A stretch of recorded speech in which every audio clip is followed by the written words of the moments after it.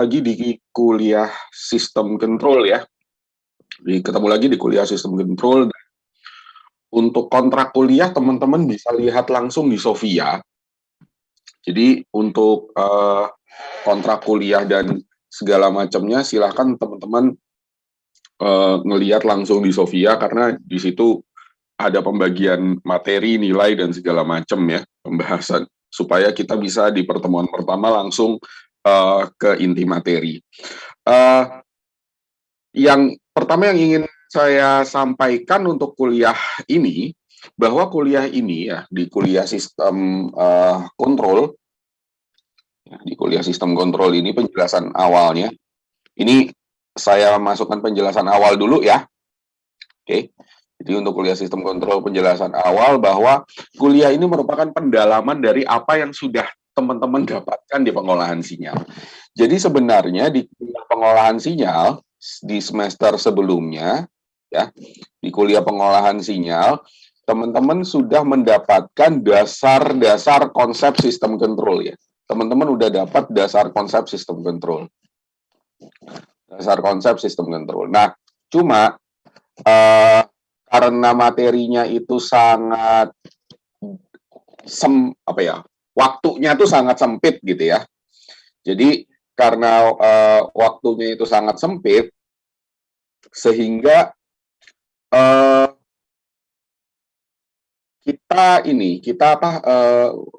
pembahasannya itu sangat sedikit gitu ya. Jadi tidak dalam. Nah, di kuliah ini ya, ini adalah pendalamannya. Jadi ini adalah pendalaman dari apa yang sudah teman-teman dapatkan di pengolahan sinyal. Jadi pendalamannya di kuliah ini ya, di kuliah sistem kontrol sebagai mata kuliah pilihan. Jadi di kuliah sistem kontrol. Ini poin pertamanya.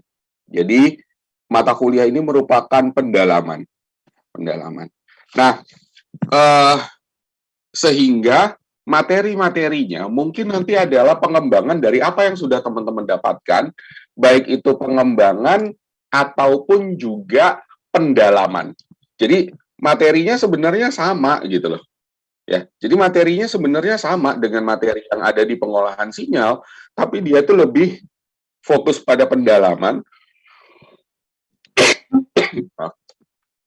juga fokus pada kelanjutan materi yang sebelumnya mungkin tidak sempat terbahas ya, yang sebelumnya mungkin tidak sempat terbahas di dasar konsep sistem kontrol pada kuliah pengolahan sinyal. Sehingga kayak misalnya di materi pertama ini, kalau kalian lihat di kontrak kuliah, saya akan langsung masuk ke pemodelan sistem mekatronik misalnya, karena pembahasan itu belum sempat kita bahas di kuliah sebelumnya. Jadi di kuliah sebelumnya kita belum sempat membahas tentang pemodelan sistem mekatronik, ya, di mana ada sistem mekanik dan ada sistem elektrik sekaligus, misalnya seperti itu. Nah, ini ya yang jadi titik tekan di kuliah kita. Kemudian sebagai refresh awal, apa itu sistem control ya? Jadi refresh apa itu sistem control? Apa yang disebut ya, yang dibahas dalam sistem control. Dalam sistem control,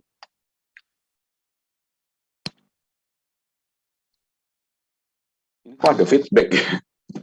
Nggak tahu nih dari laptop saya, jangan-jangan udah pakai earphone. Oke.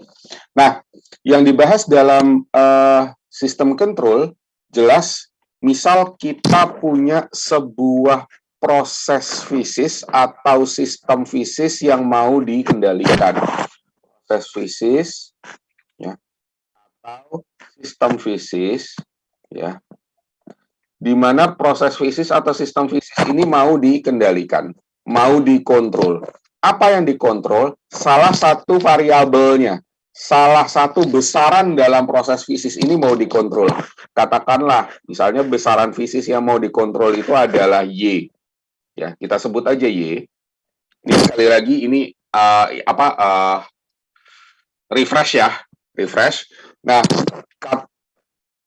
Y ini akan bisa berubah, ya. Y akan bisa berubah kalau kemudian ada besaran, katakanlah besaran M yang masuk kepada proses, ya, yang masuk ke dalam proses. Lalu, ya, besaran Y kita yang kita inginkan itu misalnya ada di sini, yaitu YR. YR adalah besaran Y yang kita inginkan. Jadi ini kemudian dia masuk ke dalam sistem, lalu besaran Y ini akan di sensing ya, akan disensor, akan diukur. Karena dia adalah besaran fisis, maka kita butuh sensor yang merubah besaran fisis menjadi besaran listrik, karena besaran listrik yang bisa masuk komputer, karena aktivitas kontrol otomatis umumnya itu di zaman modern sekarang menggunakan komputer, ya. Nah, ini saya beri sinyalnya, kita baca gitu ya, yaitu sinyal YT-nya ini. Nah, maka ini akan dibandingkan antara besaran yang kita inginkan dengan besaran yang dibaca, besaran fisis yang dibaca oleh sensor. Katakanlah besaran fisis yang dibaca oleh sensor sekarang saya beri nama YM, ya. Artinya Y yang terukur, Y measurement. Ya. Jelas sebuah pengukuran yang baik, ya, sistem kontrol butuh pengukuran yang baik. Ini saya tulis di sini aja, pengukuran yang baik. Di mana pengukuran yang baik itu adalah bahwa hasil yang terukur atau besaran yang terukur itu sama dengan besaran yang diukur. Nah, ini di sistem pengukuran ya, teman-teman sudah pernah membahas, ya, sudah pernah membahas tentang bagaimana pengukuran yang baik. Nah, setelah kemudian ini dibandingkan, maka akan dilihat apakah terjadi error atau tidak. Nah, informasi perbedaan ini akan masuk ke apa yang kita sebut sebagai controller atau pengendali, di mana fokus kuliah sistem kontrol adalah bagaimana kita mendesain pengendali atau controller. Oke.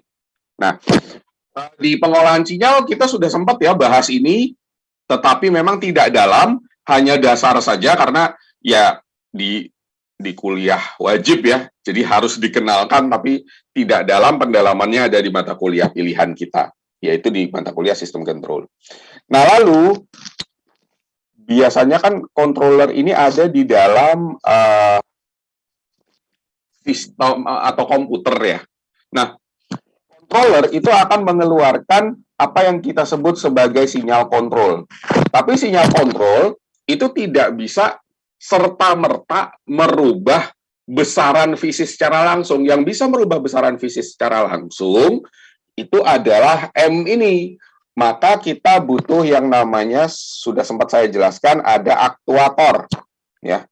Aktuator itu adalah yang merubah sinyal kontrol, menjadi besaran yang mampu memanipulasi. Istilahnya manipulated variable ya. Jadi kalau ini adalah sinyal kontrol, ini adalah manipulated variable. Besaran yang benar-benar bisa memanipulasi suatu proses. Ya. Jadi manipulated variable-nya itu adalah ini. Nah, jadi kita sudah punya ya. Jadi ini adalah besaran yang terukur, besaran yang kita inginkan. Ini adalah besaran real yang kita pengen bikin sama, ya, yang kita pengen bikin sama. Dan kemudian ada controller yang akan mengeluarkan sinyal kontrol. Lalu ada sinyal kontrol akan diubah menjadi manipulated variable. Nanti ada satu contohnya sebelum kita masuk ke materi yang sebenarnya ya nanti ya. Lalu kemudian nanti ada sensor yang mengukur. Nah, contoh misalnya, saya mungkin ambil contohnya dulu ya.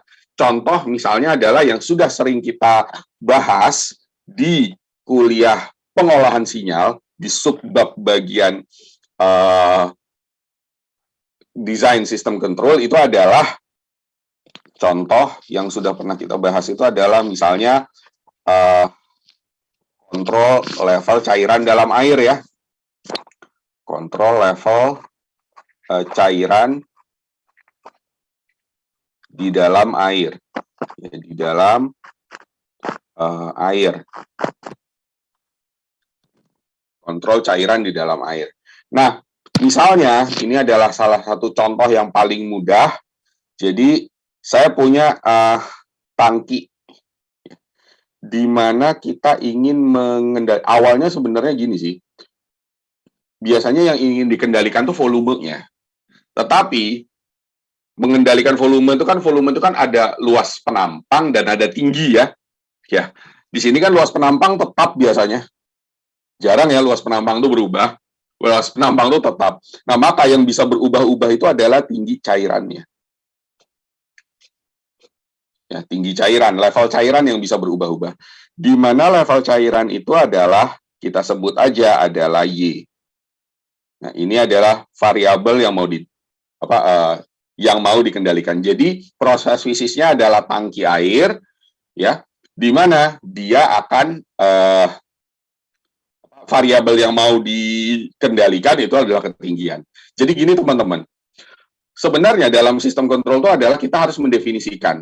Kalau di sini, ini istilahnya adalah control variable, atau variabel, atau proses variable.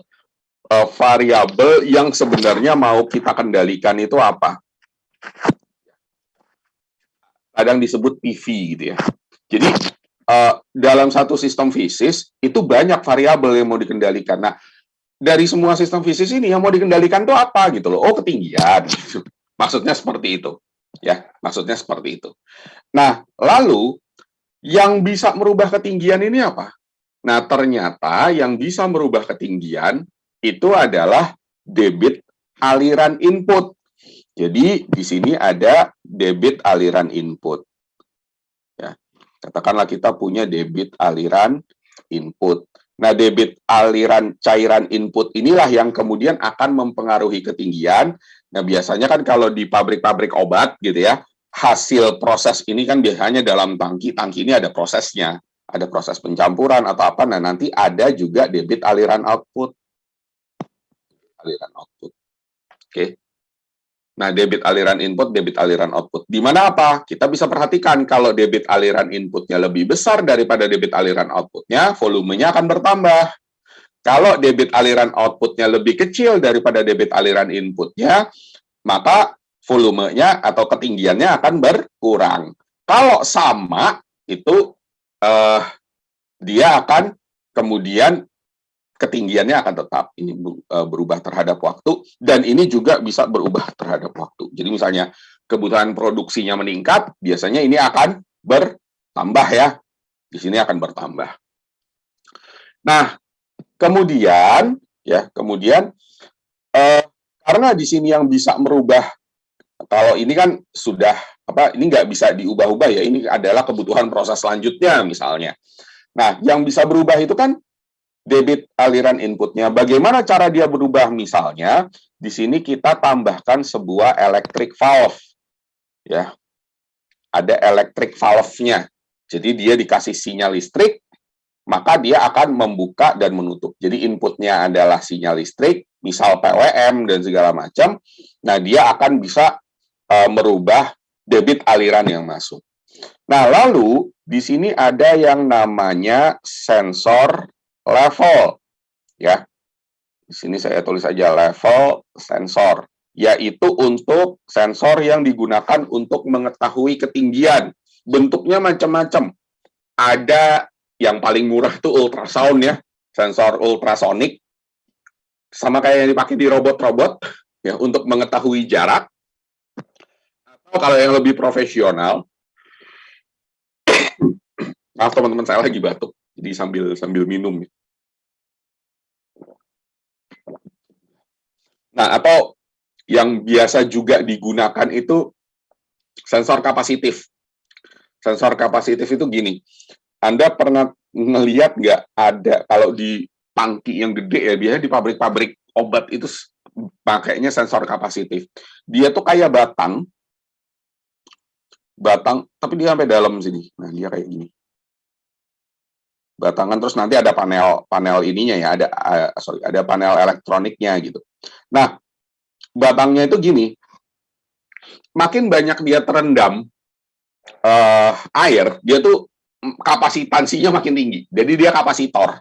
Jadi makin dia terendam banyak air, kapasitansinya makin tinggi. Nah, kapasitansi makin tinggi itu bisa kemudian kan dia akan ada hubungannya, berarti kalau gitu kalau dia kemudian kita aliri arus gitu ya, maka nanti kapasitansi makin tinggi itu adalah, nah, tegangannya nanti kayak gimana. Nah, perubahan itu yang kemudian disensing sebagai indikator seberapa dalam cairan atau seberapa tinggi ya cairan dalam sebuah tangki. Ini juga cukup populer ya, cukup populer. Saya pernah lihat ini di pabrik obat di Bandung waktu itu. Nah, kita lanjutkan. Dari level sensor, kita akan ketemu YT tadi, kita akan ketemu variabel YM tadi ya. Jadi dari level sensor ini kita akan ketemu variabel tinggi yang terukurnya. Nah, dari sini informasi YR, perhitungan error, dan algoritma controller ini masuk ke dalam sistem hardware, yaitu sistem hardware pengontrol ya, berbasis komputer biasanya. Jadi nanti di sini akan ada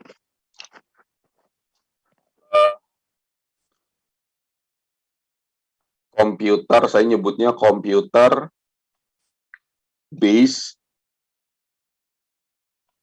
controller. Nah, computer based controller ini ya, secara hardware apa? Macam-macam ya. Secara hardware dia bisa microcontroller, dia bisa PLC, ya programmable logic controller, bisa industrial PC ya, macam-macam namanya. Ya intinya sebenarnya mereka tuh semua sama. Sebuah komputer bisa diprogram tujuannya buat ngontrol. Ya.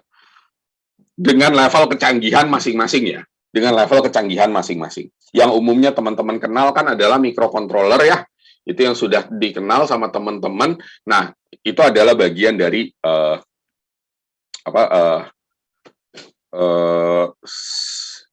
computer based controller. Nah, si computer based controller ini nanti akan memberikan sinyal ke electric valve. Yaitu apa? Yaitu sinyal kontrol. Jadi, di dalam electric valve ini sebenarnya nggak cuma valve. Valve itu apa sih? Keran. Tapi electric valve itu di dalamnya tuh ada kerannya, ada motor pemutarnya, dan ada driver motornya. Nanti kita belajar ya tentang motor. Ya, dan ada driver motornya. Nah, dia ini biasanya memberikan sinyal kontrol. Contoh sinyal kontrol itu apa sih? Kalau kita di microcontroller pernah belajar PWM kan? Kalian embedded system baru ambil sekarang ya? Saya keingetan angkatan sebelumnya. Nah, saya keingetan angkatan sebelumnya. Kalian baru ngambil sekarang ya sama Pak Franky sama Pak Narno ya? Nah, nanti waktu belajar microcontroller itu kita akan belajar tentang sinyal PWM. Gimana sih muter motor gitu. Syukur-syukur kalau misalnya kita bisa luring ya. Nanti kita percobaan. Ya, nanti teman-teman nyari motor-motor kecil 5.000-an itu motor Tamiya biasanya.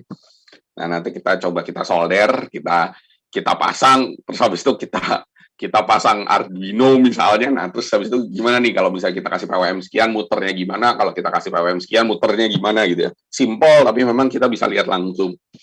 Nah, itu jadi komputer akan ngasih sinyal, misalnya sinyal PWM. Nah, sinyal PWM berubah, misalnya makin tinggi dia, berarti atau tegangannya makin tinggi, maka bukaan valve-nya makin besar, debit aliran inputnya akan makin besar. Jadi dalam proses ini, nah di dalam computer based controller itu ada algoritma pengontrolnya. Misalnya teman-teman kan udah kenal dengan PID controller ya. Di dalamnya ada PID controller. Nah, di dalamnya ada PID controller.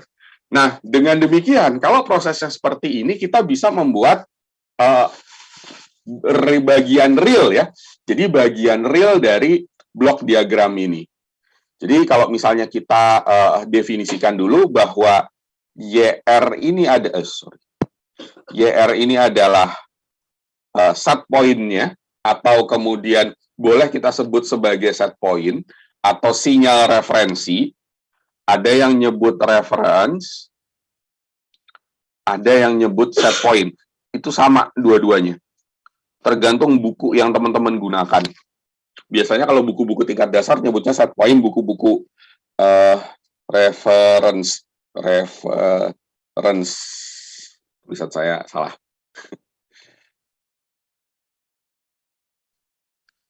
Sorry. Ini reference. Dan ini set point. Oh ya, sebelumnya teman-teman mohon maaf, kuliah kita nggak bisa saya rekam ya. Saya biasanya rekam kuliah.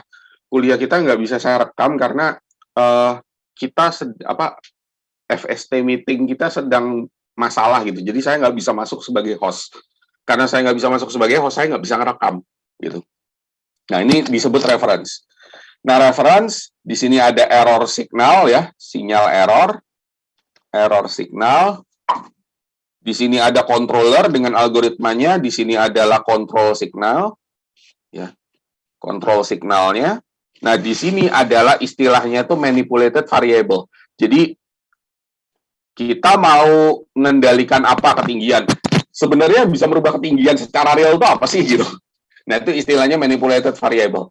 Kalau sinyal kontrol itu kan sinyal yang dia memang bisa memerintahkan aktuator untuk mengeluarkan manipulated variable. Tapi yang bisa merubah ketinggian, misalnya proses variabel yang mau kita kontrol, itu adalah manipulated variable. Nah, lalu kemudian YM ini adalah,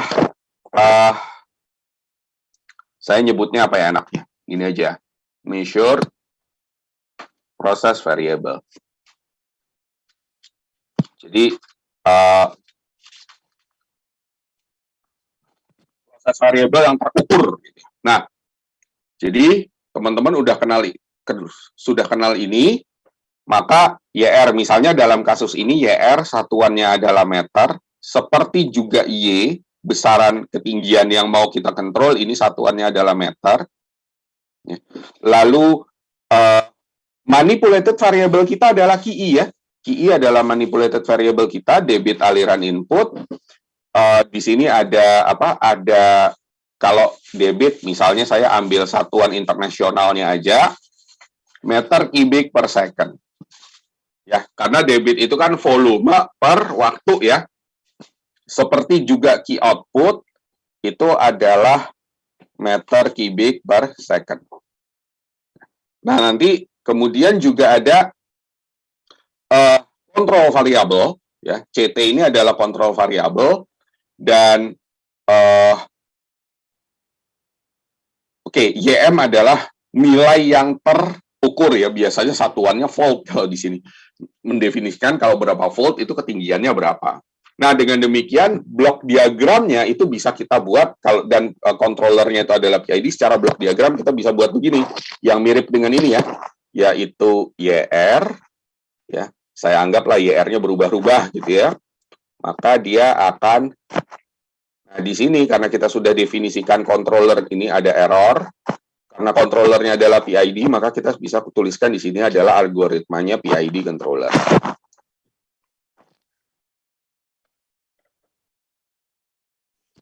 PID controller. Di sini, lalu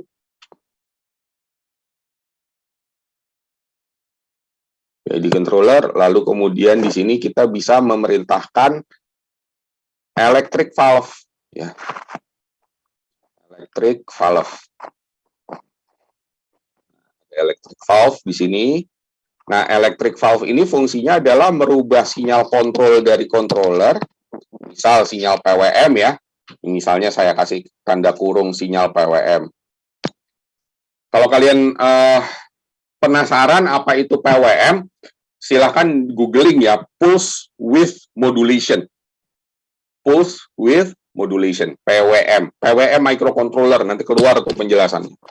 Nah, dari si electric valve, dia bisa merubah menjadi debit aliran input. Nah, debit aliran input inilah yang nanti akan mempengaruhi sistem tangki kita ya, untuk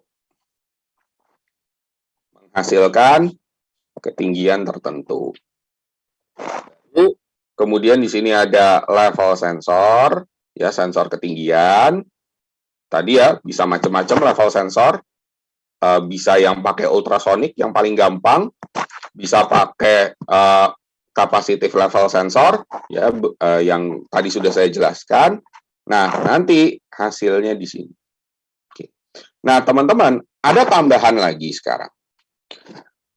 Kadang-kadang prosesnya itu kan ketinggiannya udah gitu ya, udah selesai. Nah, terus habis itu ternyata misalnya nih, ini tangki untuk kemudian memproses bahan obat gitu ya. Oh, ternyata produksinya harus naik. Maka pada saat produksi naik, Q0 yang tadinya misalnya besarnya tertentu menjadi berubah. Ya. Nilainya berubah. Nah, kalau nilainya berubah, berarti ini kan gangguan kepada proses yang sudah berjalan. Di mana tugas controller itu juga kemudian mempertahankan set point-nya gitu ya, mempertahankan referensinya yang udah tercapai, maka dia akan dipertahankan ketinggiannya terus karena ya supaya prosesnya tetap berjalan, volumenya harus tetap.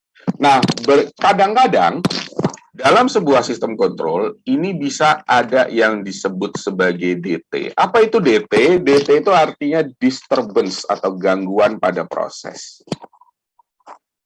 Jadi proses yang tadinya sudah berjalan karena ya key output-nya itu berubah ini ya, karena key output-nya itu berubah, maka kan key-nya harus berubah lagi gitu ya supaya ketinggiannya tetap. Nah, maka dari itu dalam proses kadang-kadang ada disturbance. Nah, di sini saya tambahkan berarti disturbance-nya kalau di proses ini apa? Nah, debit aliran output-nya yang bisa tiba-tiba berubah. Termasuk bisa jadi ada gangguan pada pengukuran yang di dunia sinyal sudah kita kenal yang dinamakan noise. Ya. Jadi sensornya noisy, sensornya banyak gangguannya gitu ya. Sensornya noisy. Nah, itu juga bisa mempengaruhi performance dari sistem control. Maka kemudian di sini kita tambahkan misalnya noise disturbance measurement disturbance atau katakanlah bisa jadi ada noise. Jadi yang harusnya ngukurnya sekian tapi dia bisa nggak pas gitu ya ngukurnya ya seperti yang ada di mana di sistem di pengolahan sinyal teman-teman udah belajar. Nah, dari sini inilah contoh sekali lagi refresh bagaimana sistem kontrol berjalan. Nah, sebagai referensi juga tujuan dari sistem kontrol itu ada 3 ya. Yang pertama, tujuan adanya sistem kontrol jika sistem fisis yang dikendalikan, sistem yang dikontrol itu misalnya tidak stabil ya. Apa itu tidak stabil? Nanti kita belajar ya. Tidak stabil, maka tugas kita adalah tugas controller yang pertama adalah menstabilkan. 2, singkatnya gini, reference tracking. Apa itu reference tracking?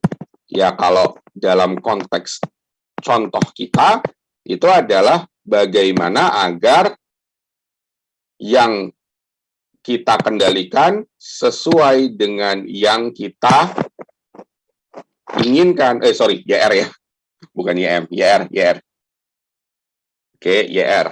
Sesuai dengan yang ingin kita kendalikan, YR. Ya. Saat T berhingga. Artinya, pada satu saat dan selanjutnya, variabel yang kita kendalikan, yang kita kontrol, itu harus sesuai dengan yang kita kendalikan. Dan yang ketiga, nah ini tadi, yang ada disturbance ini, disturbance rejection. Disturbance rejection. Apa itu disturbance rejection? Misal dia sudah sesuai dengan set point, lalu dia diganggu. Ya, termasuk ini ya, ini juga bentuk disturbance, gangguan pada pengukuran, dan segala macam, ini juga bentuk dari disturbance. Nah, disturbance rejection artinya sistem control itu mampu melawan gangguan. Ya, mampu melawan gangguan. Maksudnya melawan gangguan di sini adalah bagaimana sistem misal yang sudah stabil, yang sudah mampu reference tracking, tapi dia kalau diganggu bisa jadi tidak stabil, bisa jadi tidak mampu melakukan reference tracking lagi, ya.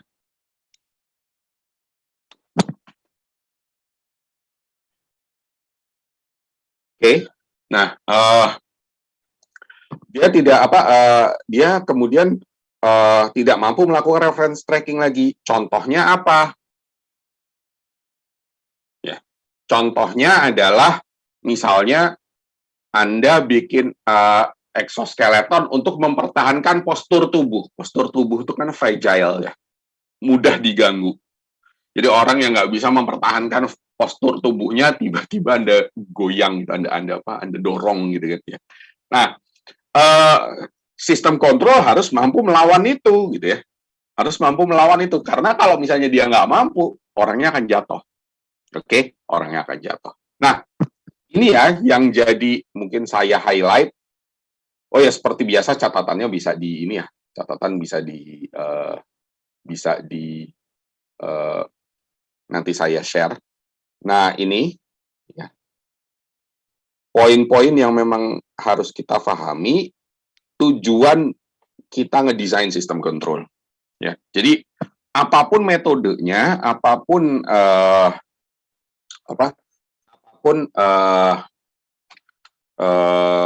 apapun metodenya, apapun pengembangannya, apapun analisisnya, dari anak S1 sampai anak S3, kalau riset dalam sistem kontrol ya tujuannya 3 ini.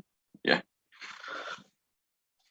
Jadi bagaimana kemudian kalau dia nggak stabil jadi stabil, reference tracking dengan berbagai macam referensinya gitu ya, dan disturbance rejection dengan berbagai macam metodenya. Metodenya apa? Macam-macam ya, macam-macam. Kalau mau didalemin macam-macam. Nah, oh ya, satu lagi begini.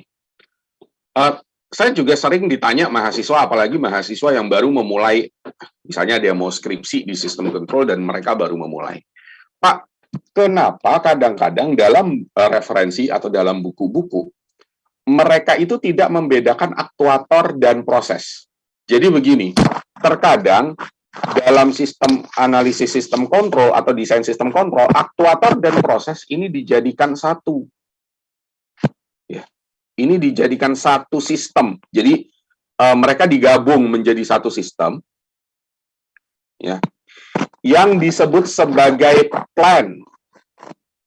Oke, boleh, ya. Kenapa? Karena dianggap aktuator dan proses sistem ini adalah sistem yang di luar dari controller. Ya, beda dengan sensor. Kalau sensor itu kan dia punya tugas khusus untuk mensensing.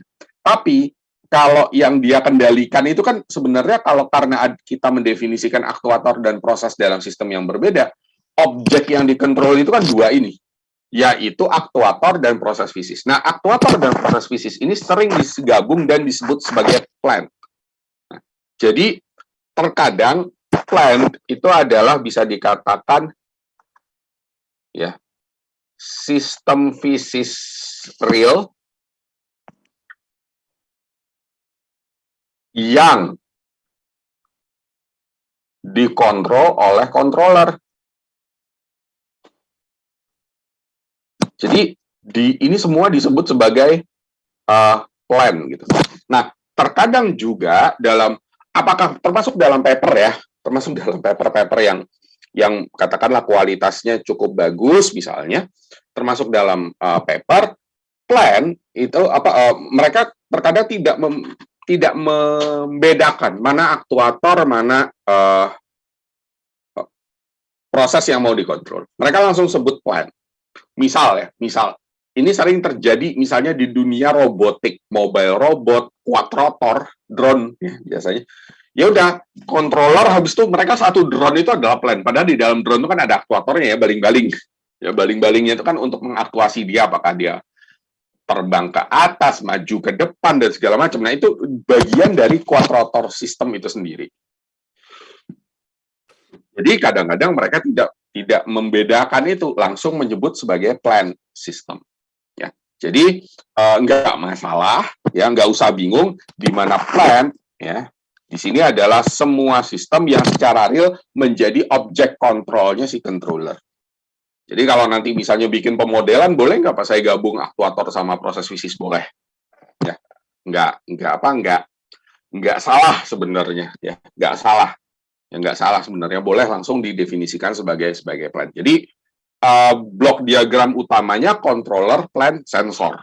Apapun itu. Jadi ada controller, ada plannya apa, ada sensornya apa.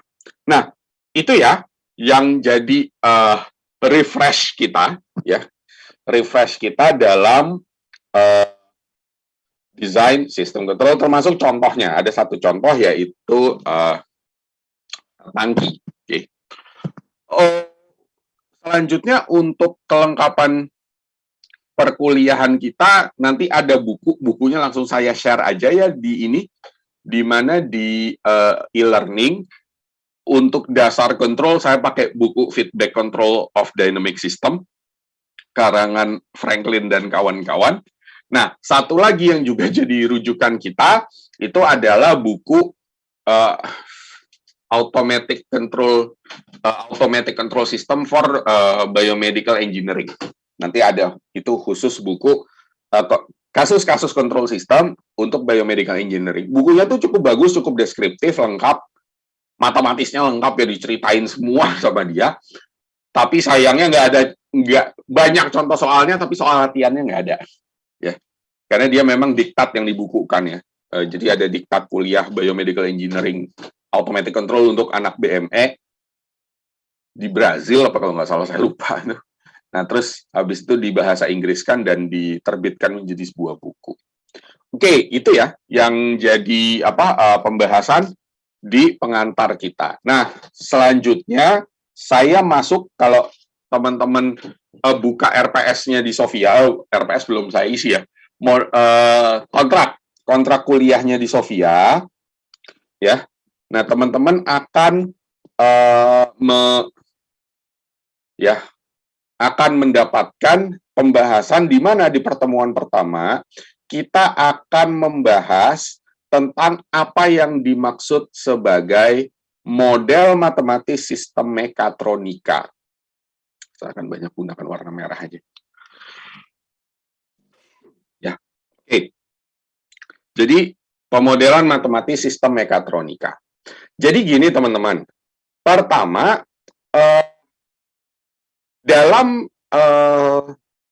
kita tahu dalam desain PID controller misalnya, pada saat kita, atau mungkin saya kasih pengantar lagi ya, sorry, ini mungkin saya kasih penjelasan lagi deh. Saya di note sini lagi, nanti nggak apa-apa, dua-duanya bisa teman-teman dapatkan, tenang aja. Nah, dalam pembahasan ini,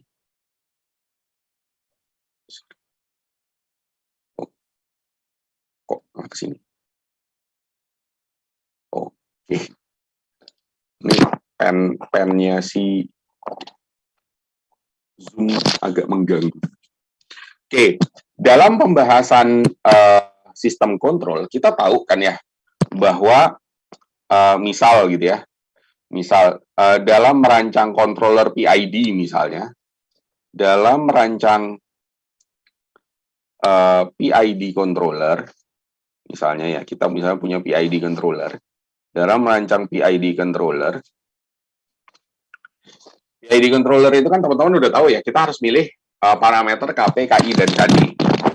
Yaitu parameter KP, KI, dan KD misalnya. Nah, kita itu kan membutuhkan karakter dari plan, karakter dari sistem yang kita kontrol ya. di sini membutuhkan ini saya nggak bisa nulis lanjut nih, ketutupan. Saya taruh bawah aja dulu.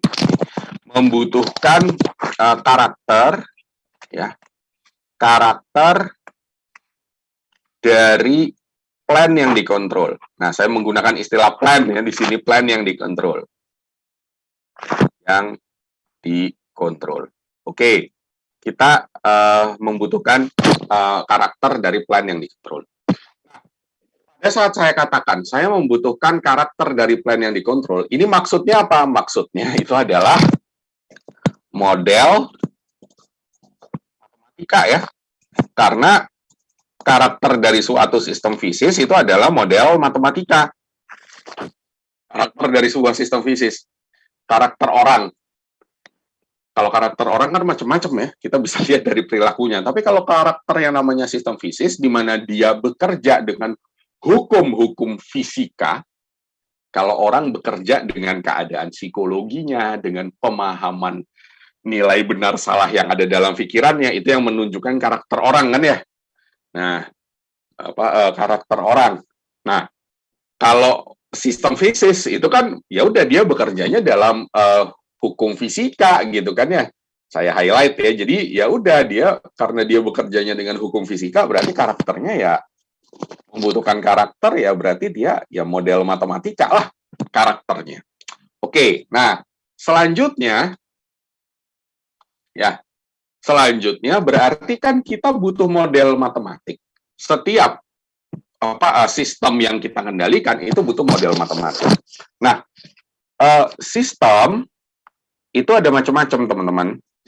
Tergantung dari hukum fisika yang bekerja. Jadi ada yang disebut sebagai sistem mekanik.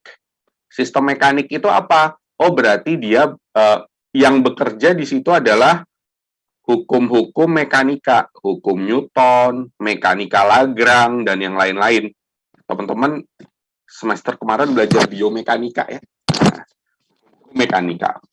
Nah, yang kedua itu adalah ada sistem elektrik. Nah, ini teman-teman saya yakin udah bolak-balik diajarin gimana di rangkaian listrik ya.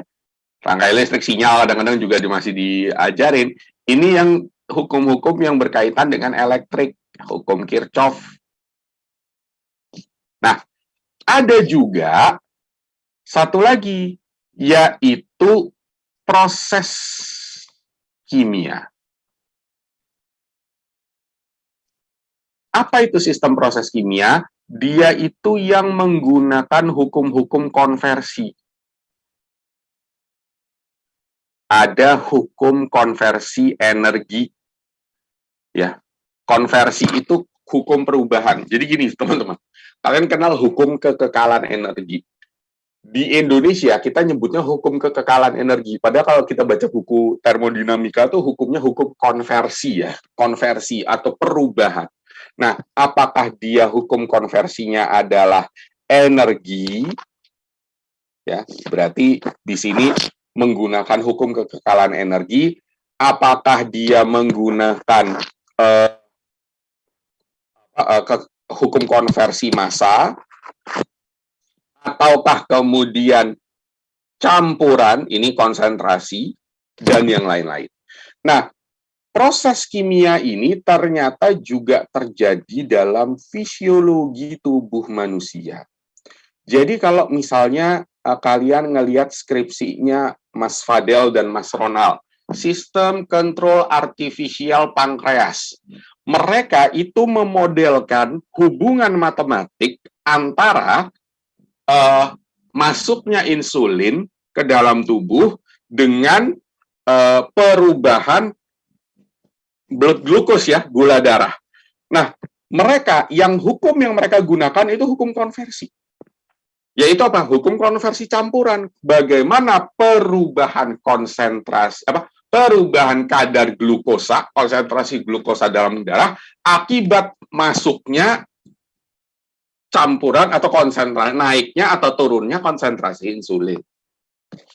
Oke. Nah, mereka menggunakan yang ini.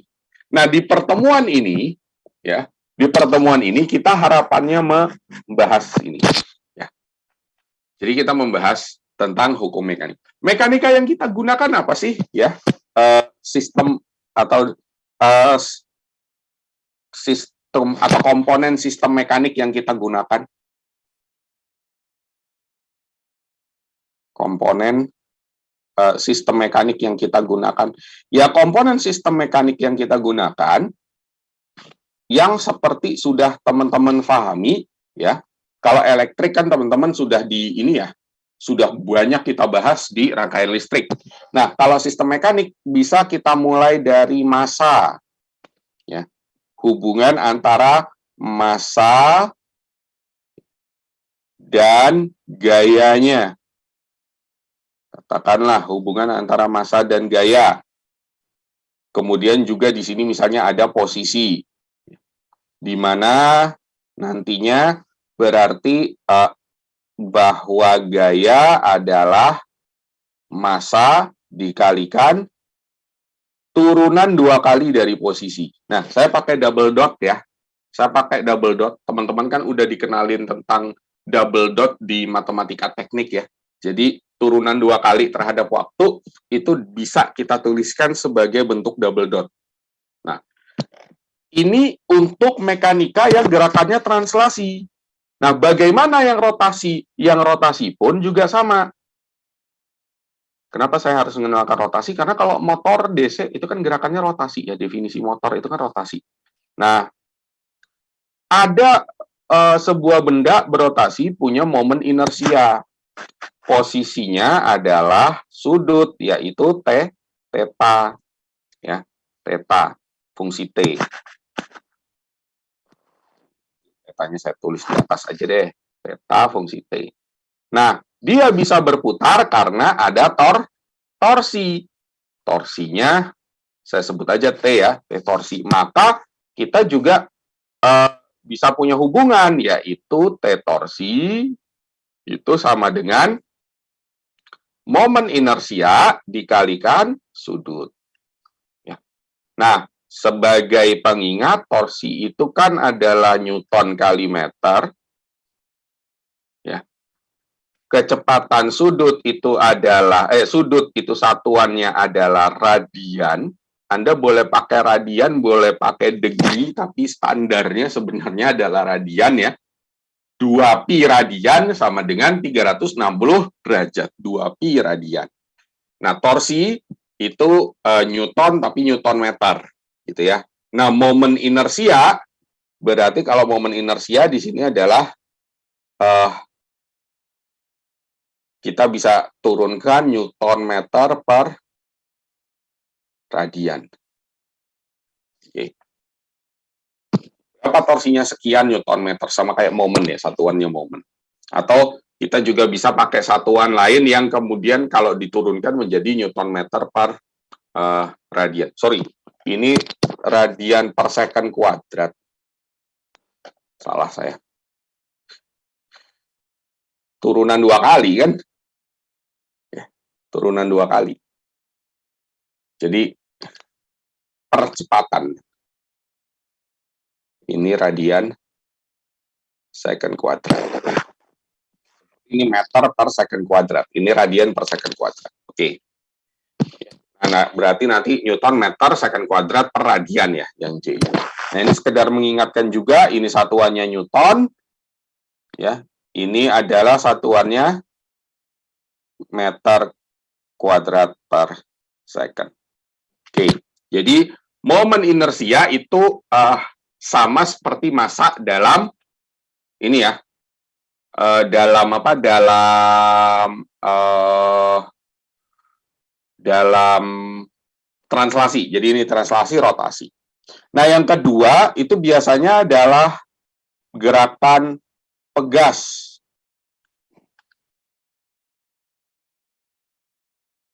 Pegas itu juga komponen penting dalam sistem mekanik, ya.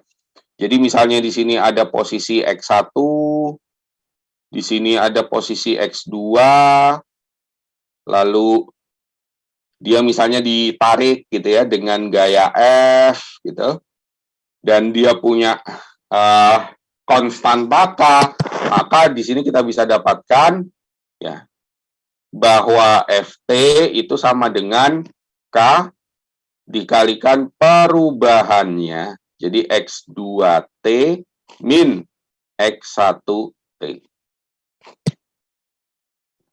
Di mana di sini K itu biasanya satuannya, saya hanya ambil satuan, menjelaskan satuannya K, biasanya dia adalah Newton per meter.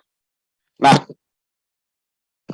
sama juga, di rotasi juga berlaku ya, pegas tapi dalam bentuk rotasi.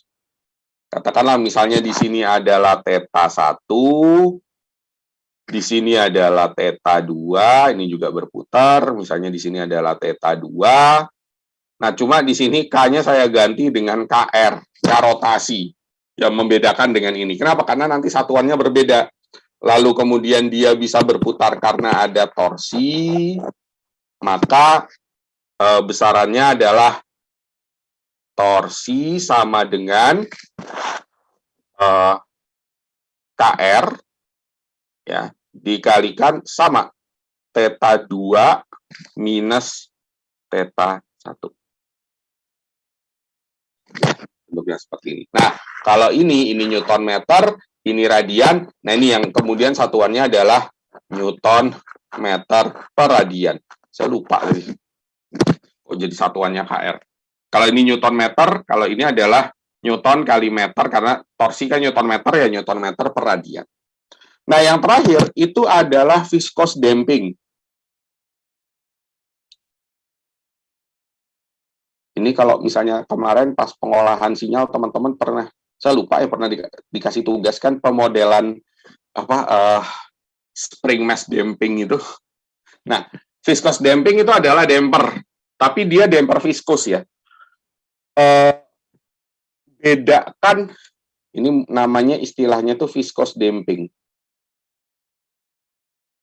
Bedakan viscous damping dengan friction, karena rumusnya mirip. Ya, tapi karakternya beda. Kalau viscous damping itu dia punya karakter yang berbeda dengan friction ya, dengan gaya gesek. Nah, viscous damping, satuan viscosity dampingnya, satuan dampingnya adalah B. Kalau misalnya di sini posisinya adalah X1 ya, dan di sini posisinya adalah X2,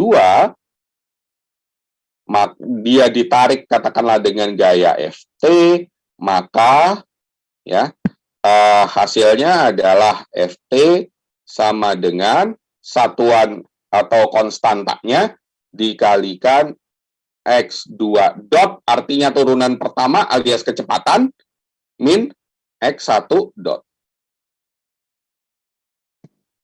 Ingat sekali lagi, dot ini adalah turunan satu kali terhadap waktu. Jadi khususnya untuk turunan satu kali terhadap waktu, ini sebenarnya budaya yang ada di ilmu fisika yang kemudian akhirnya menjadi budaya juga di orang teknik ya, menuliskan dalam bentuk dot seperti ini. Ya, jadi dia artinya ini kecepatan, maka B ini satuannya itu adalah Newton per meter, Newton sekon per meter. Kenapa? Karena dia Newton per meter per sekon, sekonnya naik ya. Nah, apakah ada juga di dunia rotasi? Sama, di dunia rotasi juga ada. Ya, di dunia rotasi juga ada. Oke. Nah, yaitu di sini ada θ 1. Di sini ada θ 2. Ya. Perbedaannya gitu. Nah, lalu kemudian di sini ada BR, saya tulis BR, dan dia itu bisa berotasi karena ada torsi. Maka ya, ini juga di sini, maka torsi itu adalah BR sama seperti polanya, yaitu kecepatan putar, kecepatan rotasi 2 dikurangi kecepatan rotasi 1. Nah, berarti satuannya di sini apa? Di sini Newton meter, di sini adalah radian per sekon, di sini adalah Newton meter sekon per radian. Oke. Nah, ini ya dasar-dasar, saya lupa ngasih ini. Ya. Ini adalah dasar-dasar dari sistem mekanik. Kalau elektrik, nggak perlu saya ulang lah ya, teman-teman sudah paham semua bolak-balik. Kita ini kan basisnya banyak, instrumentasi berbasis elektronik ya, jadinya teman-teman pasti udah bolak-balik paham tentang rangkaian listrik. Nah, baru saya masuk ke materi lagi. Nah, ada sistem yang namanya sistem mekatronika. Apa itu sistem mekatronika? Ya, sistem mekatronika itu adalah sebuah sistem yang menggabungkan sistem mekanik, ya. Jadi ada sistem mekanik, ada sistem elektrik. Sistem mekanik tadi kan hukum-hukum fisikanya Newton, sistem listrik atau elektrik itu kan hukum-hukum Kirchhoff. Nah, contoh sistem mekatronik di mana dalam satu sistem itu ada mekanik dan elektrik, umumnya terjadi pada umumnya terjadi pada alat yang namanya motor DC. Ya, apa itu motor DC? Saya nggak tahu di generasi kalian masih zaman nggaknya main Tamiya. Di generasi saya sangat zaman itu bermain Tamiya itu. Kalau kayaknya di generasi setelahnya itu hanya para hobiis ya.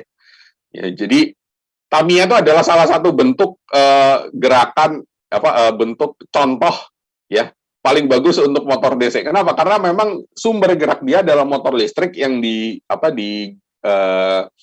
gerakan oleh baterai ya. Jadi digerakkan oleh baterai. Nah, di video ini adalah salah satu penjelasan tentang motor DC. Jadi motor DC itu adalah sebenarnya dia karena ada lilitan. Jadi kita kan belajar ya, kalau ada lilitan yang dialiri arus listrik maka akan menimbulkan gaya. Ada lilitan, ada kumparan, ya, kumparan yang dialiri arus listrik. Kumparan ini kan konduktor listrik yang sangat baik, dialiri arus listrik, yang kemudian akan menimbulkan, lalu kemudian ada medan magnetnya, jadi ada arus listrik, ada medan magnetnya, maka akan menimbulkan gaya. Ya, dia akan menimbulkan gaya, yaitu gaya Lorentz. Ya, yang rumusnya F bil sin theta, itu masih ingat nggak waktu fisika dasar ya? F bil sin theta. Nah, prinsipnya, jadi di sini ada kumparan, ya, ada kumparan, lalu kumparannya ini kita hubungkan dengan brush namanya, dengan sikat sebagai tempat masuknya arus. Lalu kemudian di sini ada medan magnet, ya, medan magnet. Nah, begitu kemudian dia dialiri arus, yang kemudian masuk melalui brush ke ujungnya kumparan ini, ya, yang kita sebut sebagai ring ini, maka kemudian yang terjadi apa? Ada gaya kan? Muncullah gaya. Nah, di sini ya, di sini kan dia ada seperti terpisah gitu ya. Nah, jadi dia seperti terpisah untuk memutus arus agar aliran listrik yang masuk itu selalu searah ya. Jadi positif negatifnya itu selalu akan akan searah karena ini supaya dia bisa berputar terus-menerus ya. Jadi supaya dia berputar terus-menerus. Nah, biasanya ya torsinya itu kan pada saat dia tinggi sekali ini kan 0 ya. Nah, jadi gerakan aslinya tuh sebenarnya motor kalau kumparannya cuma 1 tuh kayak gini. Nah, kalau kemudian kita perbanyak kumparannya, nah jadi 4 misalnya, 4 kumparan ya, maka kemudian kecepatannya itu bisa lebih konstan karena torsi yang dihasilkan bisa lebih bisa lebih stabil gitu ya. Kalau dia kemudian posisinya sudah di atas, maka dia akan dibantu oleh gaya Lorentz dari kumparannya. Nah, pada motor yang sebenarnya ini yang terjadi. Jadi banyak lilitan sehingga kemudian torsi yang dihasilkan bisa konstan. Gitu ya. Nah, diperkuat lagi dengan armatur, ada shaftnya gitu ya, sehingga kalau kemudian tegangannya masuk gitu ya, di sini tegangannya masuk, maka dia akan bisa memutar sesuatu. Nah, ini ya, jadi ada series motor, shunt motor, ini hubungan, ini nggak kita bahas di kuliah ini ya, nanti ini kalau misalnya mau membahas jenis-jenis motor, model shunt, model bla bla bla bla, itu ada di kuliah robotika nanti. Masalah back EMF dan segala macam. Oke, ya, inilah yang kemudian kita sebut sebagai motor DC. Jadi teman-teman sekalian, sebelum saya lanjutkan, motor itu adalah sebuah sistem mekanik yang menghasilkan gerak rotasi, itu disebut motor. Ya, motor itu macam-macam. Ada motor bensin. Motor bensin berarti apa? Mesin yang bisa menghasilkan gerak berputar, bahan bakarnya bensin. Motor diesel, mesin yang bisa menghasilkan gerakan berputar yang bahan bakarnya diesel. Ya, motor listrik, mesin yang bisa berputar, bahan atau sumber dayanya adalah listrik. Motor listrik ada motor DC, ada motor AC. Kalau dia listriknya itu yang dibutuhkan adalah DC, maka kita sebut motor DC. Nah, sekarang bagaimana kemudian pemodelan secara matematisnya? Jadi teman-teman, perhatikan gambar ini ya. Ini adalah skematik tadi, ya. Skematik motor DC yang tadi. Bayangin teman-teman, ini adalah lilitannya. Jadi dari tegangan, ya, kemudian dari tegangan, tadi kan sumbernya kan tegangan ya. Tegangan itu masuk ke motor. Nah, motor itu kan terdiri dari lilitan-lilitan kan ya. Ada lilitan-lilitan kan. Nah, tiap-tiap lilitan itu kan menghasilkan induksi elektromagnetik. Berarti dia adalah suatu induktor. Namanya sebuah bahan pasti punya resistansi. Berarti ada resistor. Oke? Karena setiap namanya bahan itu pasti punya resistansi ya. Kalian di fisika kan belajar ya, R sama dengan rho L per A kan gitu. Rho itu adalah resistansi jenisnya, L kecil itu adalah panjang kumparannya, A itu adalah luas penampangnya.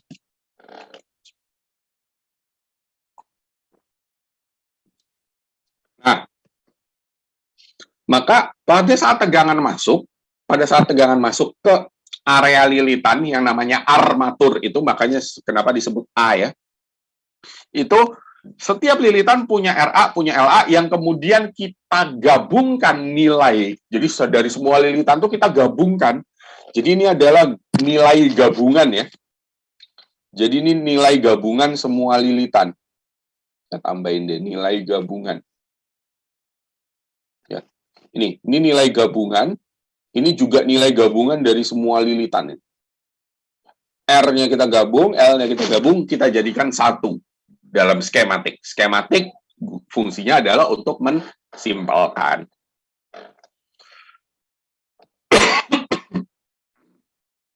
Nah, lalu kemudian di sini juga ada, nah, karena tegangan ini lewatin RA dan LA, maka besaran tegangan listrik yang benar-benar nanti bisa memutar itu motor, itu disebut EA, atau kemudian electromechanical force, EMF. Ya, jadi EMF itu adalah tegangan, di mana tegangan itu yang benar-benar teraplikasikan, yang kepake, yang berinteraksi dengan si flux magnetiknya itu, fluxnya medan magnetnya itu, untuk memutar. Itu adalah tegangan EMF-nya ini, atau EA. Makanya tadi di video tadi kan ada istilah back EMF dan segala macamnya. Nah, gimana kemudian modelnya? Karena ini contoh dari sistem mekatronika, berarti dia pasti ada aspek sistem elektrik, ada aspek sistem mekanik. Maka kita harus memisahkan. Ada penurunan sistem elektriknya, ada penurunan sistem mekaniknya. Kok coret? Nah, sistem mekaniknya. Nah, seperti ini. Kita bahas dulu sistem elektrik. Ya. Sistem elektrik, ya, itu adalah kita mulai dari sini ya. Nah, karena sistem elektrik, maka kita akan gunakan hukum Kirchhoff. Saya di sini akan gunakan hukum Kirchhoff KVL, hukum Kirchhoff Voltage Law. Ya. Nah, bagaimana hukum Kirchhoff Voltage Law? Itu adalah minus V in. Ya. Ini kan kita ambil sesuai dengan aliran arus ya, dari sini ke sana. Jadi kita mulai dari sini dulu, minus V in ditambah arus yang melewati si kumparan itu IA, gabungan juga ya, ini juga nilai gabungan nih. Ini juga nilai gabungan. Nah, si IA ini juga nilai gabungan. Maka semuanya RA dikalikan IA, ditambah LA dikalikan DIA per DT, ditambah armatur ya, tegangan armatur EA sama dengan 0. Oke, sama dengan 0. Nah, ini adalah hukum KVL, karena KVL mengatakan jumlahan tegangan dalam loop tertutup adalah 0. KVL kan ngomong gini ya, Kirchhoff ngomong gitu. Jumlahan tegangan pada loop tertutup itu adalah 0. Ya, jadi minus Vin ditambah RAIA ditambah LADIA per DT, bagian ini kan kalian udah bolak-balik ya, ditambah EA sama dengan 0. Nah, baru saya range. Arus yang muncul ini kan adalah penjumlahan dari dua tegangan, kemudian diaplikasikan kepada dua komponen. Maka sumber-sumber tegangannya, tegangan jatuhnya atau back EMF dan tegangan Vin, saya pindah ke sebelah sana. Ya, saya pindah ke sebelah kanan menjadi LA turunan arus ditambah RAIA sama dengan Vin min EA. Teman-teman, mohon maaf, kenapa kok pas nulis turunan arus saya nggak pakai dot? Saya pakai DIA per DT. Sebabnya cuma satu, teman-teman. Huruf I itu kan udah ada dotnya di atas. Kalau saya nulisnya dot, di atasnya lagi dot, itu kadang-kadang membingungkan. Makanya kalau khusus turunannya arus, saya nggak nulis dot, tapi saya nulis DIA per DT. Ini sebenarnya cuma sekedar seni menuliskan aja sih. Ya, seni menuliskan. Oke, lanjut. Nah, lalu kemudian yang kiri di Laplace transform, yang kanan di Laplace transform. Karena saya mau bikin model, dan model yang lebih mudah dalam domain frekuensi.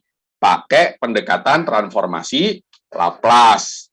Nah, saya Laplace kiri, Laplace kanan, ketemulah LAS plus RAIA sama dengan Vin S minus EAS.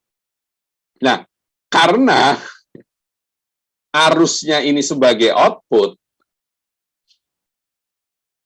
dan tegangannya adalah sebagai input, maka saya buat fungsi transfer output per input IAS per Vin S min EAS ya. Nah, saya buat jadi bentuk seperti ini.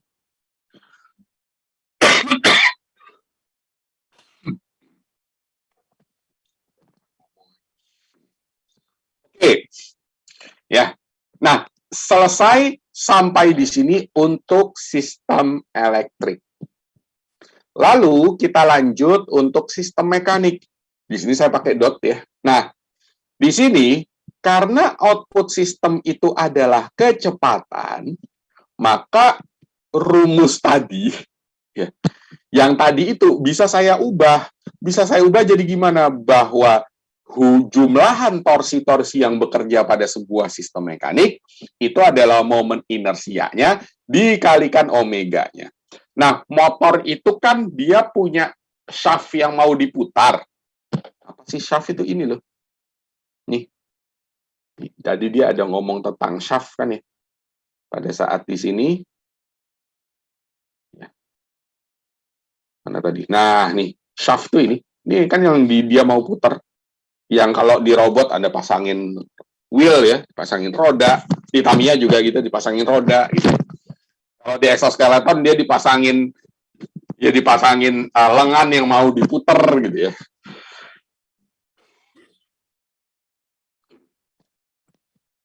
Oke. Nah, maka dari itu kita bisa menganalisis motor ini ya, dari gerakan elektrik ini kan nanti menghasilkan torsi. Katakanlah torsinya adalah torsi motor TM. Nah, dia itu akan memutar shaft. Tapi jangan lupa shaft itu kan punya gesekan. Gesekannya mana sih? Ini loh teman-teman. Ini kan muter dia. Ini kan muter. Nah, di sini ini kan pasti namanya barang mekanik itu kan pasti ada gesekannya. Ya, pasti ada gesekannya. Walaupun kadang-kadang gesekan itu bisa dianggap nol ya, bisa dianggap nol. Nanti ada pembahasannya sendiri. Nah, di sini kan ada gesekan. Maka pada kasus ini di sini ada gesekan. Nah, gesekannya itu ada konstanta geseknya, ada konstanta gesekannya, konstanta friksinya saya sebut sebagai BM.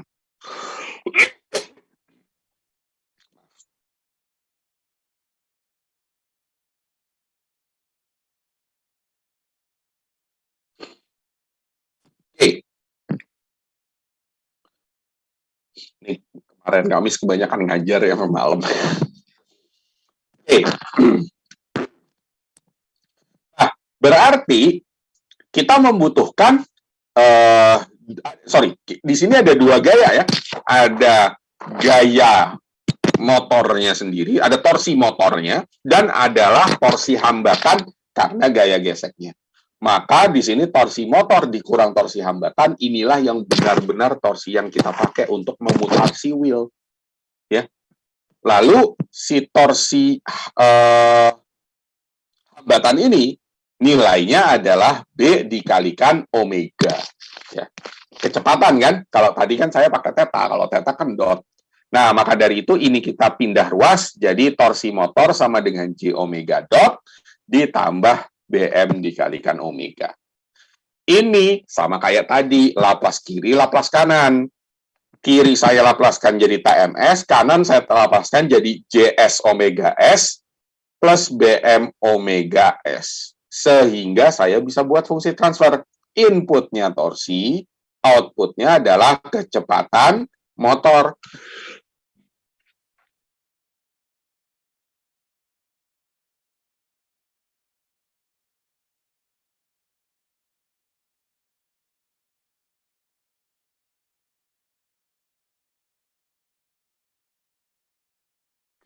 Oke, maaf. Nah, hasilnya adalah apa? Fungsi transfer. Omega S per TMS. Ini Ohm ya, Ohm S per TMS. Nama aslinya Omikron ya ternyata. Saya juga baru tahu. Ya, Omega S per TMS sama dengan 1 per JS plus BM. Nah, teman-teman sekalian sekarang perhatikan. Sistem mekatronik secara keseluruhan, yaitu motor DC, itu kan inputnya tegangan, outputnya kan kecepatan. Tapi, karena dia punya dua dunia yang berbeda, yaitu dunia mekanik dan dunia elektrik, ini seakan-akan terpisah. Masalahnya, di sini kan harus ada yang menyatukan mereka, gitu ya. Yang menyatukan antara sistem elektrik dengan sistem mekanik. Ya, ini harus disatukan kan? Ya, dua yang berbeda tapi harus disatukan karena sistemnya namanya mekatronik gitu ya. Kok saya lama-lama jadi puitis gini ya. Nah, ya itu apa? Penyatunya itu, pengikat di antara mereka berdua ini adalah yang kita sebut sebagai konstanta motor. Apa sih konstanta motor itu? Sebenarnya teman-teman, konstanta motor itu adalah persamaan gaya Lorentz itu sendiri. Ya, F bil sin theta. Nah, tetapi di sini dari F bil sin theta itu bisa kita sintesis hubungan yang lebih simpel, yaitu apa? Ternyata motor itu punya konstanta satu yang menghubungkan antara besar arus armatur dengan torsi. Dua, yang menghubungkan kecepatan motor dengan EMF-nya. Yang kita sebut sebagai konstanta motor. Ya. Konstanta motor yang pertama, ya, itu adalah yang menghubungkan arus dengan torsi, yaitu KT, di mana torsi motor yang dihasilkan di sini itu adalah KT dikalikan IA arus armatur. IA itu kan outputnya sistem mekanik, sistem elektrik, ya, sistem elektrik. TM itu kan inputnya sistem mekanik. Jadi output sistem elektrik dan input sistem mekanik itu digabung, dihubungkan oleh K kalikan T, oleh KT, yaitu konstanta torsi motor. Makanya teman-teman, kalau teman-teman beli motor DC, beli motor, apakah dia yang ada brushnya ataupun enggak, nanti kita ya kapan-kapan kita bahas ya tentang motor DC brushless yang nggak pakai brush, itu dia pasti punya konstanta torsi motor yang namanya Newton meter ampere. Pasti ada. Kalau nggak percaya gini, kita sambil ini aja lah ya, sambil belajar gitu. Misal Bu Riris itu barusan berencana mau beli motor DC brushless mereknya Maxon DC brushless. Ini untuk penelitian exoskeleton ya. Siapa si Ronald itu kan lanjut S2. Nah, kita lihat ya. Kita sambil aplikasi belajarnya. Kita lihat. Saya mau beli, Bu Riris mau beli motor. Saya sama Ronald nyarinya ke sini.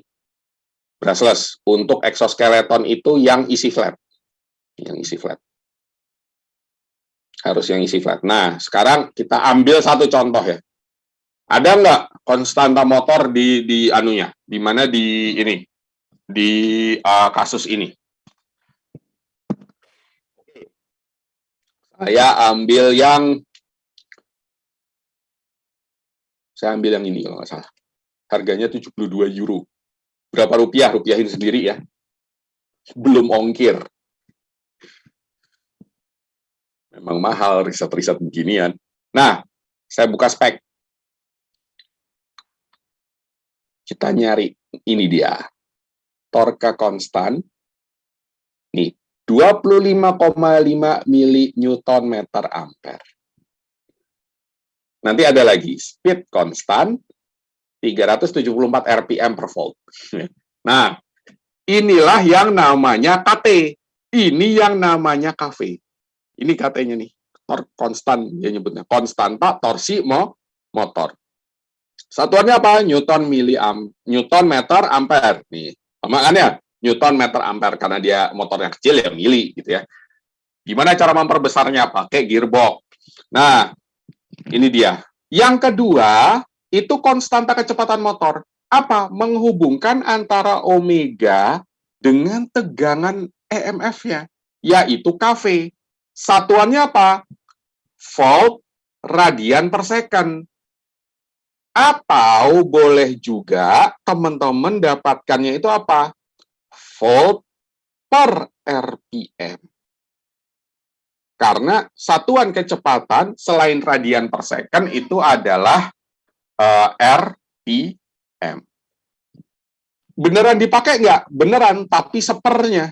Nah, kalau di sini kan volt per RPM, kalau ini RPM per volt. Kenapa? Karena nilainya kecil banget. Masa dia harus nulis 1/374? Males kan?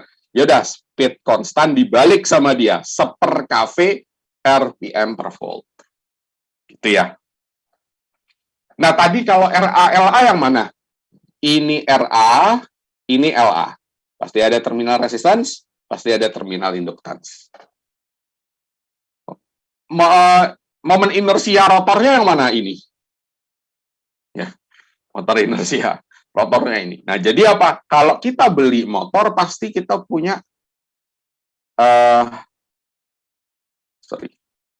nilai-nilai ini semua. Oke, nilai-nilai ini semua. Jadi misalnya nanti kebagian ini baru mau dibeli ya, jadi masih belum. Dan sistemnya Maxon itu dipesan. Jadi kalau misalnya kita mau beli motornya itu, kita tuh pesan dulu. Ya, datangnya tuh bisa 3 bulan lagi, 6 bulan lagi. Habis dipesan, mereka oke, baru kita bayar. Setelah dibayar, baru dibuatin sama dia. Ya. Karena memang untuk yang isi flat itu memang eksklusif ya, karena penggunanya nggak banyak. Dia memang motor yang khusus digunakan untuk robotik dan exoskeleton. Di dunia hanya Maxon yang affordable untuk motor-motor exoskeleton. Jadi susahnya itu. Dan susahnya Indonesia nggak bisa bikin ya, jadi kita bisanya cuma impor. Coba ada produk dalam negeri, itu kan enak, murah ya, nanti exoskeletonnya bisa dipakai. Harganya murah. Oke, lanjut. Nah, bagaimana berarti representasi blok diagramnya? Nah, sekarang kita mulai dari sini. Arah panahnya nggak usah dipikirin. Pikirin dulu aja sistem elektrik. Ya, sistem elektrik. Nah, sistem elektrik kita itu adalah ini, ya kan? Fungsi transfernya adalah 1 per LAS plus LA. Outputnya arus, inputnya V in min EA. Ininya nggak usah dibayangin dulu. V in min EA.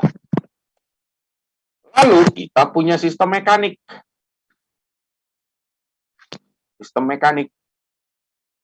Sistem mekanik kita 1 per JS plus BM. Oke. Outputnya kecepatan, inputnya torsi, gambar.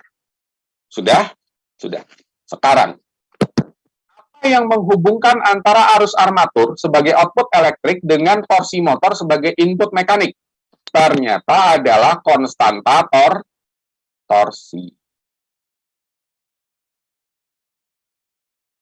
Jadi ya, lalu ternyata antara omega, antara kecepatan putar dengan arus EMF-nya, tegangan EMF-nya, itu bisa dihubungkan dengan konstanta kecepatan. Nah, berarti kita pasang konstanta kecepatan di sini, kita hubungkan. Nah, kebetulan ini kan inputnya V in min EA, ya. V in min EA itu kalau dalam blok diagram berarti V in dikurangi EA gitu.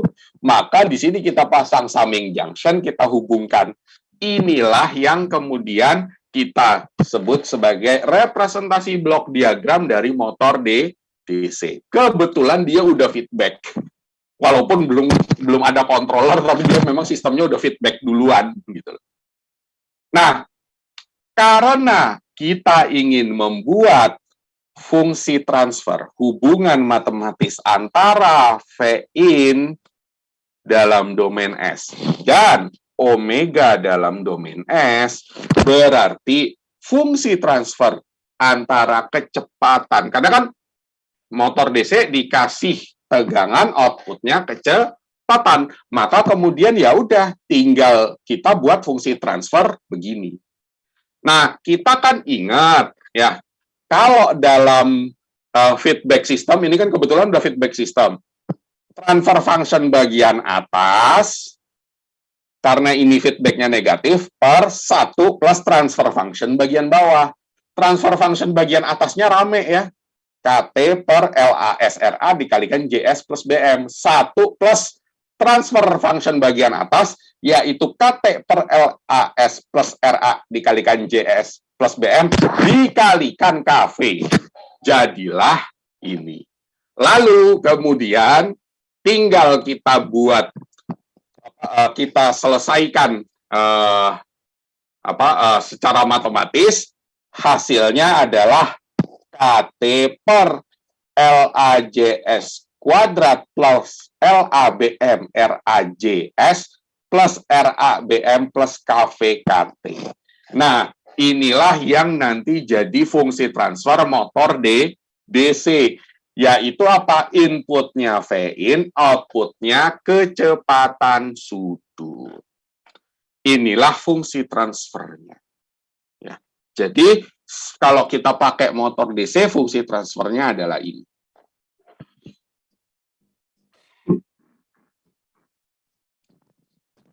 Oke. Nah, sudah ya. Ini adalah fungsi transfernya. Lalu, kalau saya mau bikin fungsi transfer dari motor DC, tapi hubungannya bukan V in dan theta, dan omega, tapi saya pengen V in dan theta. Ya. Theta ini posisi kan. Kalau ini kan antara tegangan input, kalau ini kan tegangan inputnya, outputnya kecepatan sudut motor. Kecepatan sudut motornya. Nah, gimana kalau saya memang maunya tegangan input, tapi outputnya apa? Posisi motor. Kenapa? Oh, saya mau bikin sistem kontrol untuk siring pump. Tahu siring pump ya? Siring pump itu suntikan, bayangin aja suntikan siring pump itu. Suntikan, tapi suntikannya itu dia punya kecepatan aliran tertentu, sekian mili per menit gitu. Jadi dia itu disuntiknya pelan. Saya pernah melihat siring pump itu pertama kali masuk jadi dosen TB. Kenapa? Waktu itu pas saya pertama kali masuk jadi dosen TB, om saya almarhum dari Banjarmasin itu harus ganti ring jantung di Dokter Sutomo, ya. Harus ganti ring jantung ke Dokter Sutomo. Nah, setelah selesai operasi, saya lihat, oh ada siring pump. Saya perhatikan gitu ya. Ini bisa dijadikan bahan penelitian apa enggak ya. Alum dosen baru ya, disuruh macam-macam, ayo dimulai penelitian ini bisa enggak gitu. Nah, itu ada siring pump. Kalian bisa googling sekarang ya, siring pump. SY ringe pump. Nah, inputnya tegangan, outputnya posisi, karena dia kan makin neken itu ya, neken pendorongnya itu pelan neken. Nah, berarti apa? Gampang. Kita tinggal sebenarnya kalau posisi itu kan simple ya. Tinggal ini kan kecepatan integralkan. Jadi di sini kayak kita tambah integrator ya, 1/s. Nah, maka outputnya itu adalah posisi. Ya, maka outputnya adalah posisi. Ya udah, ya. Jadi saya tambahkan sebuah integrator, ya, yaitu apa? Omega S itu sama dengan S dikalikan theta S. Berarti apa? Kalau omega S itu adalah S dikalikan theta S, berarti theta S adalah omega S per S. Berarti kalau saya di sini saya ganti theta S, maka fungsi transfernya adalah KT LAJS kuadrat plus LABM plus RAJS plus RABM plus KVKT kalikan S. Yang tadinya sistemnya orde 2, jadi sekarang jadi orde 3 misalnya. Oke. Bentuk lain lagi, hubungan lain.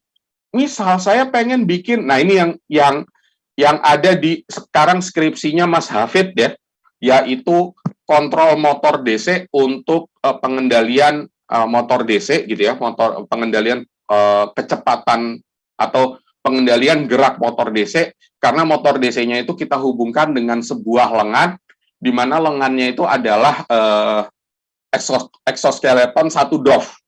Ya. Motor DC itu yang dipakai untuk exoskeleton adalah motor DC sebagai penghasil torsi. Ya, motor DC penghasil torsi. Jadi saya butuh model matematik motor DC yang menghubungkan, 5 menit lagi ya, yang menghubungkan tegangan motor, tegangan input ya, tegangan input dengan torsi. Ya, outputnya itu torsi. Nah, gimana bentuknya?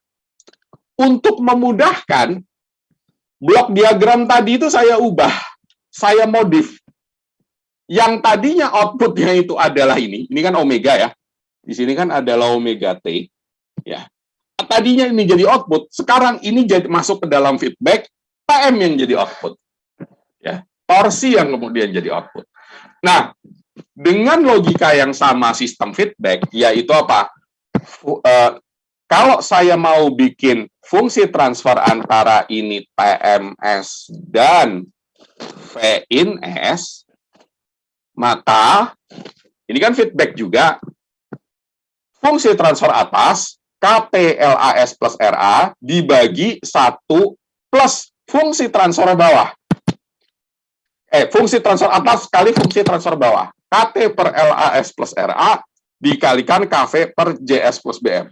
Tinggal di simplifikasi, jadilah dia TMS per VIN-S sama dengan KTJS plus BM dibagi LAJS kuadrat plus LABM plus RAJS plus RABM plus KTKV. Denumeratornya sama, numeratornya beda. Di sini dikalikan JS plus BM. Nah, inilah fungsi transfer kalau kita mau outputnya itu motor, inputnya itu adalah tegangan. Kasus ini Anda jarang ketemu di buku ya. Ini memang sekedar tambahan saja dari saya, ya tambahan dari saya karena pengalaman penelitian, yaitu bagaimana menerapkan motor BLDC sebenarnya brushless DC motor untuk lengan exoskeleton, sehingga kita harus membuat fungsi transfer antara torsi dengan VIN. Ya. Jadi berapa sih torsi yang dihasilkan, ya, hubungannya dengan tegangan. Oke, nah tadi kalian kan kalau ngelihat spek motor yang dijual, itu kan ada sedikit keanehan. Apa keanehannya? Pak, ini torka konstannya masa cuma tuh 25,5 mili Newton? Mili itu kan kecil banget, ya kan ya? Mili itu kan kecil banget. Terus mau gerakin exoskeleton, exoskeletonnya buat kaki. Kaki kita tuh lumayan berat ya. Ya, ordernya tuh bisa sampai kilogram gitu. Kalau misalnya jadi momen inersia itu kilogram meter. Masa bisa diputar dengan motor 25,5 Newton meter per ampere? Nah, teman-teman, disinilah fungsi yang namanya gearbox. Gearbox itu adalah sebuah transmisi mekanik di mana dia itu bisa meningkatkan torsi yang dihasilkan walaupun bayarannya kecepatannya turun. Nah, kita tinggal 2 menit, mungkin saya nggak sempat bahas matematisnya. Insya Allah saya buatkan video tambahan aja ya untuk matematisnya yang saya nanti upload. Minimal teman-teman bisa ngelihat videonya untuk ngerasain apa sih bedanya motor yang ada efek dari gearbox. Sorry, ini kita nggak butuh bagian depannya, kita butuh bagian eksperimennya. Oh ini. Perhatikan motornya, gerakan motor. Oke, ini gimana cara ngodingnya. Nah, teman-teman sekalian, ini motor, ini keluaran dari motor. Ya. Ini, jadi keluaran dari motor, ini kan ada gearbox nih. Gearbox. Perhatikan, kecepatannya yang kiri sama kecepatan